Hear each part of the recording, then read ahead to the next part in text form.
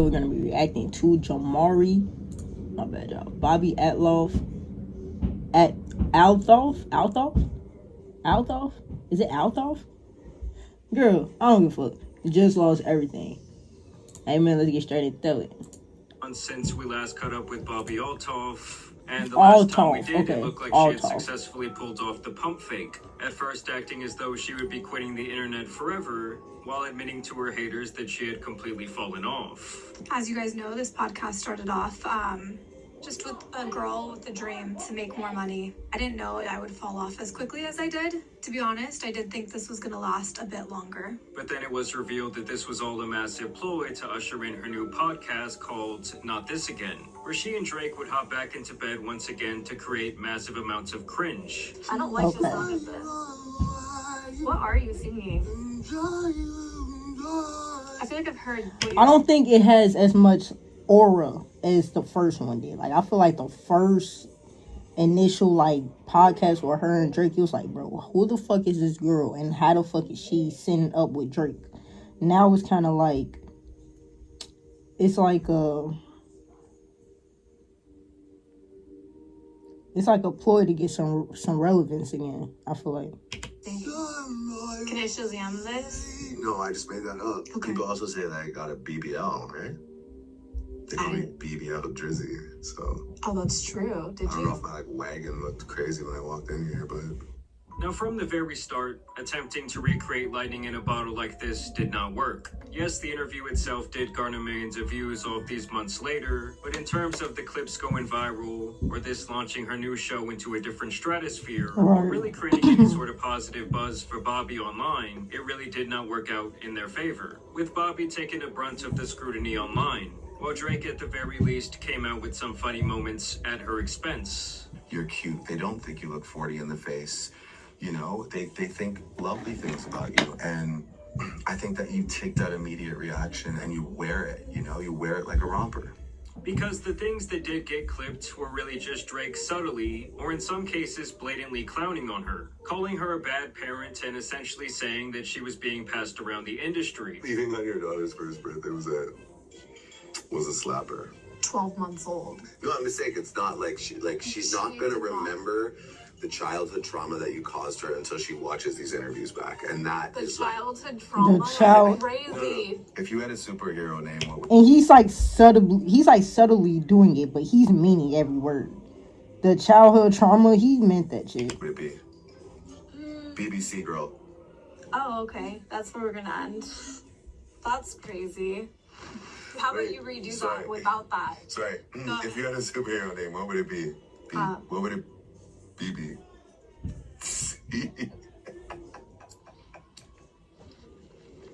He's playing with her face, man. That you just... I'm a whore? No.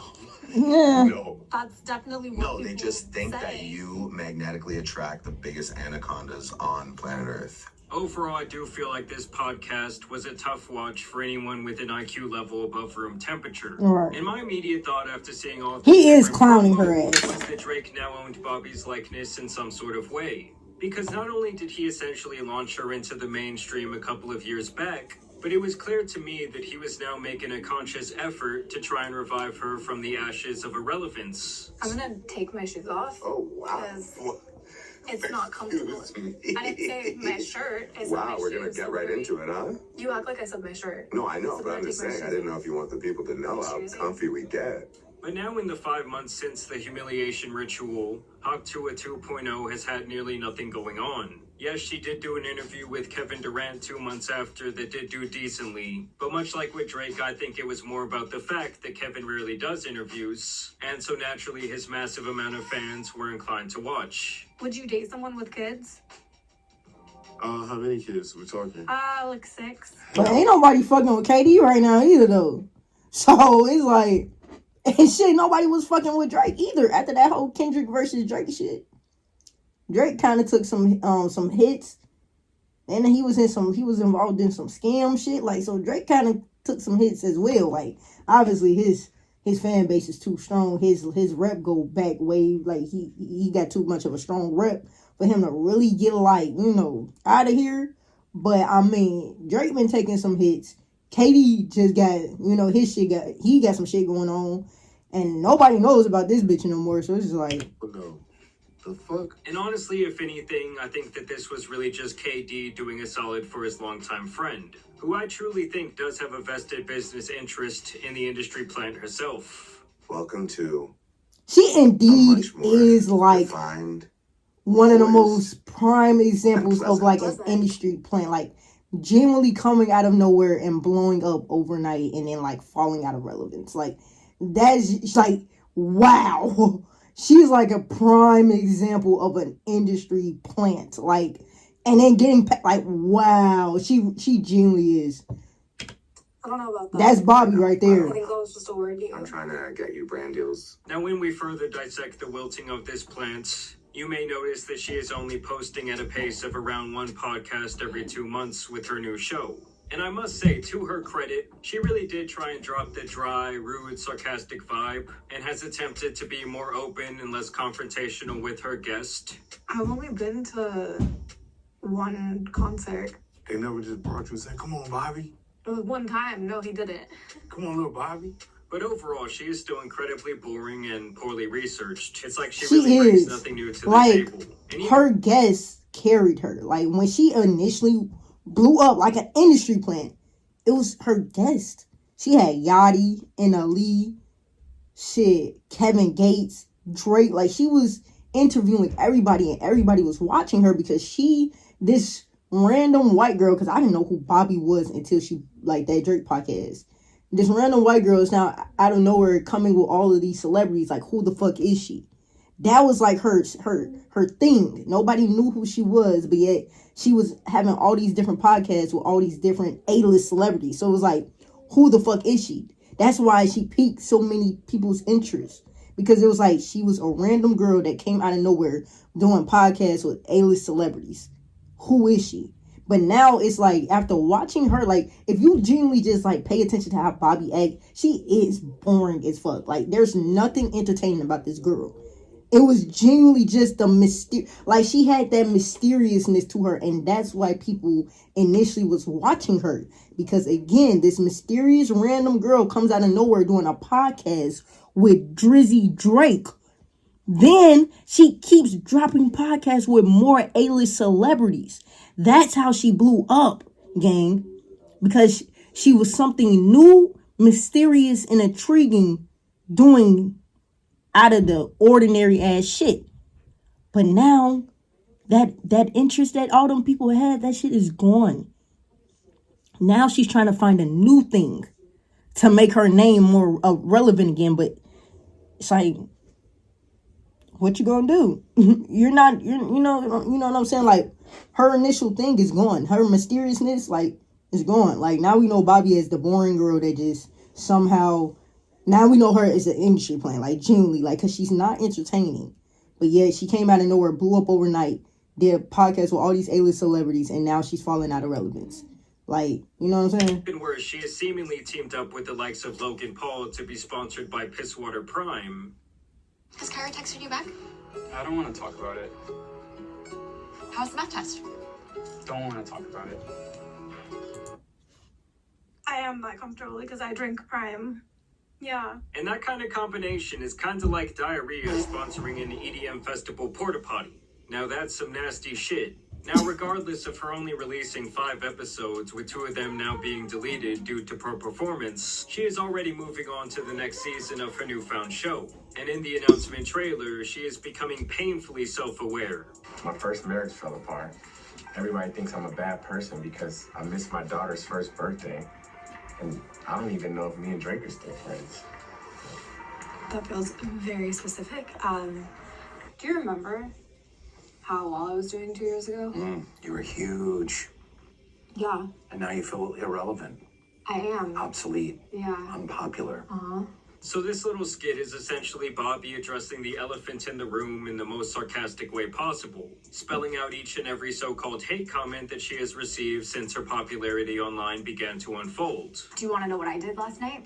Yes. I watched a 45-minute video on YouTube about my fall off. Studying Bobbi Althoff's fall off. That's what it was called. People love to see a train wreck. In my old videos, I would play this character, this girl who was unlikable, who was a bitch, didn't research anyone she interviewed. Fast forward and I read all those comments and I'm like, I'm not going to be a bitch anymore. I'm going to try to be likable. Well, why did, like, I don't know, bro. It's like this is still like so sarcastic, bro. It's like it's an underlying sarcasm within this skit, bro. And now my videos went from getting millions of views to nothing. No one watches what I do anymore. No one watches them anymore. Yeah, because you're genuinely not an interesting person to watch, bro. You're not.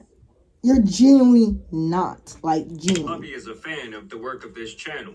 In all seriousness, though, this is pretty much Bobbi explicitly stating that she will be going back to biting the deadpan, funny Marco style that made her go viral in the first place. What do I do? Well, do you think going back to this old character, this persona, would help you? Yeah, it would help me. Okay. I think. I don't know. Why don't you tell me, okay? It made me more money, right? It made me But more. it's not just about the money. It's It about is the about craft. money. It's about the love. Everything of is about money. About the interview. No one gives a flying fuck about nice Bobbi. She's sold out. Now she's back. And better than ever. And bitchier than ever. So I go back to the character. Great work today. I go back to the character, you saying? So brave. Okay, I'm gonna fucking do it. I'm gonna do it. And if I don't make money, then you don't get paid, so. And while Bobbi may act like she's in on the entire joke, or like she does not care what people online have to say about her, she has left this very long trail of breadcrumbs that suggest otherwise. In fact, she removed that trailer from YouTube after it got only around 10,000 views in a couple of days, likely due to the poor performance. And I say that because she has admitted to doing this in the past, as she really thinks that she has to remove any sign of failure from her life. Because I was putting out 10, 15, 20 videos a day, getting no views. And I thought it was so cringe, but I was like, well, whatever. I would delete them, of course. Why would you delete them? Like, they're still, like, 10,000 views. That's still some money. It's not as much money as you was making, but, bro, it was some bread. And maybe if you just try to change your whole approach, I feel like maybe, like, people have done this. Like, people have fallen out of relevance and, like, changed their whole approach to this YouTube shit and really to life in general, and it came back and, you know, did better. Like, shit, Pretty Boy Fredo. Do you remember when that nigga was going through all the scrutiny and all that shit? Jasmine, the whole shit with what's his group called? Damn, folk, bro, why am I blinking? What's Fredo group called, folk?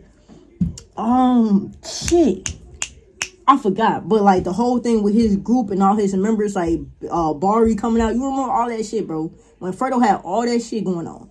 Now he changed his whole approach. He became a family man. He actually married Jasmine, like this nigga, and now he's actually streaming again. And like he's actually like it's like this nigga like actually got his life together. And he changed his whole approach with this YouTube shit. And he came back and now he doing numbers again. Like, people have done that, bro. But you genuinely got to go through, like, a whole life changing. Like, you got to go through a new perspective on life and shit, bro. Because you clearly, like, the way you think about shit, it's, like, internally, it's showing externally. And that's why your life is, like, not where you want it to be.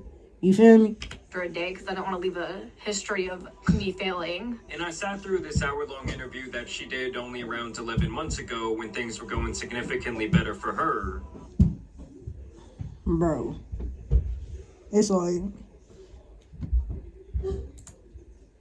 And out of the entire hour, around 40 minutes of it was dedicated to her discussing her haters online, especially in regards to comment sections and how much they break her down on a daily basis. When my face looks really bad because I get bad filler and people all have something to say about it, I'm like, fuck you.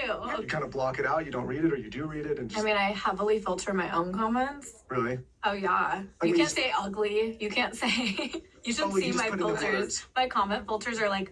ugly, Botox, filler. Now, rule number one for anyone trying to do anything on the internet is to know when to let the comment section go.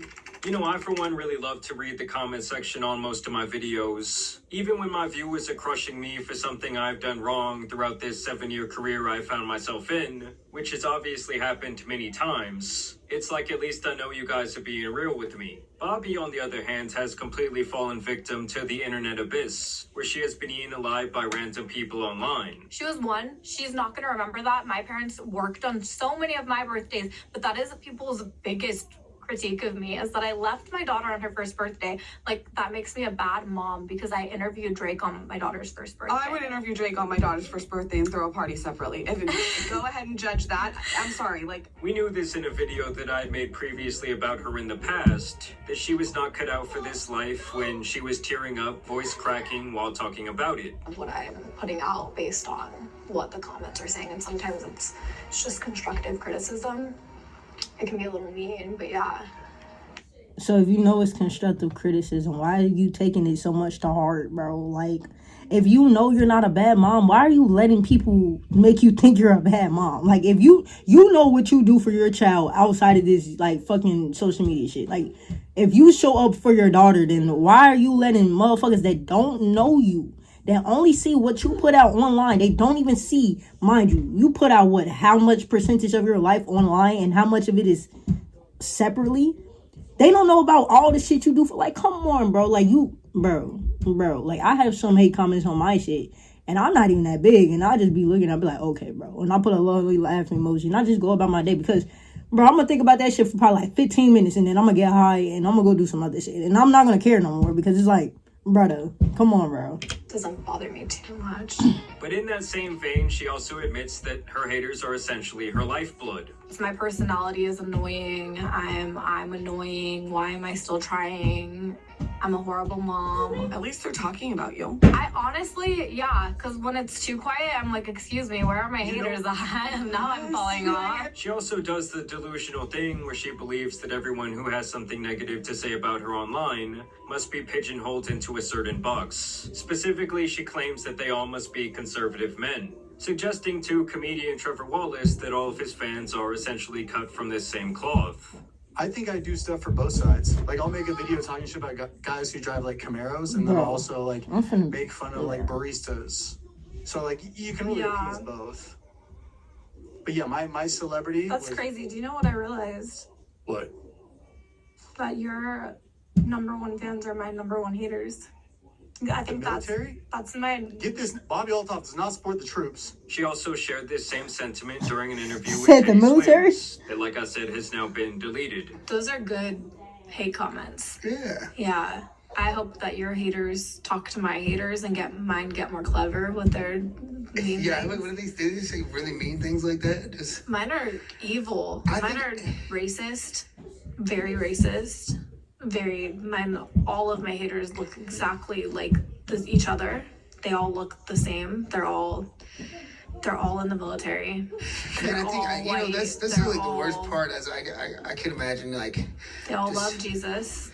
It's actually a quite interesting phenomena to see all the different emotions she has around the people who do not support her, whether it be crying in an interview or venting to a guest. Like, gang, if like, you knew what was gonna come when you blew up, right? You know that every person that blows up got fans, and they also got niggas that's not gonna like them, bro. Bro, it's genuinely like, gang, why are you letting these these random people have this much control over, like, they live rent-free in your head? You would think that the haters, like, you live rent-free in their head. No, they live rent-free in her head. Bobbi thinks about her haters constantly. She probably reads the comments constantly and just cries. Like, she seemed like she do that because it's like, bro, you should have known, like, with the fame, it's also gonna come with, like, some detriments to this shit, bro. Voiceover she made. Welcome to day 4 of becoming the person who I want to be myself 6 months to do. The part of this change that I want to make is not giving any weight to people's opinions who just don't matter, who could only dream of living a life as great as mine. I know who I am. I feel confident in the choices I've made in my life. At the end of the day, it's my life, not yours. If you have to constantly say this, bro, why, like, it's making your haters just feel like they got some control over you, which they do, because why are you constantly having to validate yourself, bro? Like, this is more for you and not for them, gang. like My kids are happy because my kids are my whole world. Means I am happy. I'm also working at paying more attention to the people who say nice things. Those carry more weight in my life. So thank you to everybody who's been good. There are way more of you than the people who hate. Still fuck you guys who hate me. There's really no reason for that. You do. If hating me makes you hate yourself less, then go ahead. Oh, and last but not least, the one where she is legitimately crying into a cell phone camera about comments online. Okay, I hate to make a video like this because it's embarrassing, and I know that I'm gonna see this a month from now and be like, why did you post So that? at least you know it's embarrassing. So you knew it was embarrassing before you posted it, and you still posted it. This was so optional. Wow, this was so optional. She did not have to post this. You're too grown. Mean things. As much as I wish that these comments didn't get to me, it's like, I'm human, and if you got this many negative things said about you every day, it would get to you too. Because I hope if you're one of the people who hate me, maybe you'll watch this and reconsider it. Like, girl, if you do not put that phone down. Are you begging your haters not to hate on you? That's pathetic. I've never seen nobody do this. This is pathetic, Bobbi. Nah,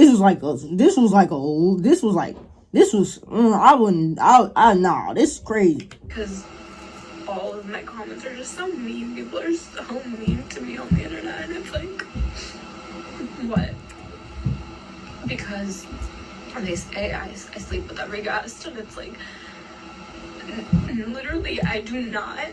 But you won't ever believe that. One day my kids are gonna. So if you don't think they gonna believe it, then why are you even doing this? Why do you guys hate me so This much? was this was just more ammo on them. Like, oh, she's so pathetic. Like, now she's over here crying because we hate it. Like, bro, this was this was pathetic. Like, this was bad. Like, this was a hard watch, twin. I don't know what I did to deserve that. I still will never understand people who are crying, tears in their eyes, and they open up the phone like, hey, let me record myself. It makes no fucking sense. It's One thing so I also found cringy. interesting is that she has this stark shift between the character she plays on her podcast and who she believes herself to be in real life. It's almost like acting like this bitchy person on her show has damaged the way she feels about herself internally. This is something that she discussed on this podcast as well. I'm like snapping into this like blunt, dry personality that I'm trying not to smile or anything. And then the most awkward part ever is when you're done. You stop and you're like, all right, that's a wrap. And then everybody's like, okay, let's be normal now. And like, it's such an awkward thing to do that every single episode is a little bit awkward. But now, as you saw in the new trailer, Protect your dream. I don't know. This is like all just corny. Like, this is like some corny shit, bro. And it's like, dang. And it's like more so about the hating shit. Like, you should have known. Like, never did you think you was just going to get straight love and no hate. Returning to prosperity is to return to making the same type of deadpan content that she became known for back in 2023. This is something she also admits here. Bro, she got relevant in 2023? For a few episodes. Damn, her fall off. Her blowing up was as quick as her fall off, game. Like, it's only been 3 years and you're still not relevant? Because they're like, oh, that person's rude. She's whatever. Damn, that's but then tough. I realized that's what grew my page. So if I'm editing a podcast and there's like too much of us being normal, I'm like, cut.